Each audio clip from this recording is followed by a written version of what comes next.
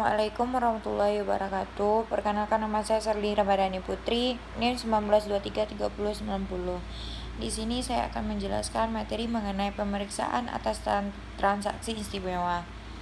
Topik pada penjelasan saat ini yang pertama pemeriksaan transaksi istimewa, yang kedua kewenangan otoritas pajak, yang ketiga parameter pihak pemilik hubungan istimewa, yang keempat metode transfer pitching, yang kelima tipe transaksi istimewa, yang keenam analisis kesebandingan dan FAR, yang ketujuh data pembanding, dan yang terakhir yaitu pemeriksaan transaksi istimewa. Transaksi hubungan istimewa yaitu hubungan dengan pihak-pihak yang memiliki asosiasi dengan perusahaan yang harus dilakukan pemeriksa pajak, diantaranya yang pertama pemeriksaan kewajaran transaksi afiliasi, dan yang kedua pemeriksaan kelaziman transaksi afiliasi. Kewenangan otoritas dalam transaksi hubungan istimewa. Direktorat Jenderal Pajak berwenang untuk menentukan kembali besarnya penghasilan dan pengurangan serta menentukan utang sebagai modal untuk menghitung besarnya penghasilan kena pajak bagi wajib pajak yang mempunyai hubungan istimewa dengan wajib pajak lainnya, sesuai dengan kewajaran dan kelaziman usaha yang tidak dipengaruhi hubungan istimewa. Parameter pihak pemilik hubungan istimewa yaitu hubungan istimewa yang harus mematuhi undang-undang pajak di Indonesia yang berlaku untuk pajak penghasilan dan PPN dan PPNBM. Metode transfer pricing. Yang pertama yaitu harga pasar sebanding, yang kedua harga jual kembali, yang ketiga harga pokok plus, yang keempat pembagian laba, dan yang terakhir laba bersih transaksi. Tipe-tipe transaksi istimewa diantaranya yaitu penjualan barang atau penyerahan jasa atau barang tidak berwujud, pembelian barang atau pemanfaatan barang tidak berwujud, imbalan jasa, penggunaan barang tidak berwujud dan imbalan royalti, pinjaman dan imbalan bunga, dan yang terakhir pengalihan harta. Analisis kesebandingan dan FAR.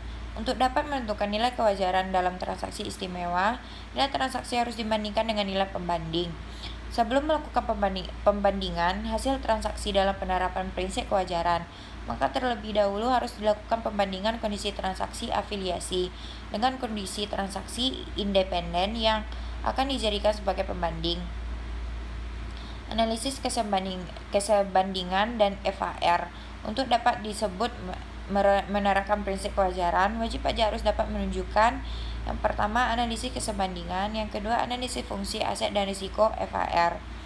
Data pembanding di antaranya yaitu komersial database, brosur-brosur dan majalah bisnis dan ekonomi, data harga pasar atau harga patokan dari regulator atau otoritas, data harga patokan barang impor dari Direk Jenderal Bea dan Cukai, data harga pokok produk-produk tertentu dari Badan Pusat Statistik, dan terakhir benchmarking internal Direk Jenderal Pajak berupa rasio-rasio keuangan untuk industri sejenis. Materi yang terakhir yaitu pemeriksaan transaksi istimewa. Di antaranya yang pertama mempelajari SPT dan berkas data wajib pajak, yang kedua melakukan analisis laporan keuangan, yang ketiga mempelajari proses bisnis wajib pajak, yang keempat menentukan buku, catatan dan dokumen yang dipinjam, yang kelima pengujian kewajaran dan kelaziman transaksi. Baiklah, hanya itu yang dapat saya jelaskan. Apabila ada kesalahan kata atau penyampaian kata, saya mohon maaf. Saya tutupi saja dengan wabillahi taufiq wal hidayah. Wassalamualaikum warahmatullahi wabarakatuh.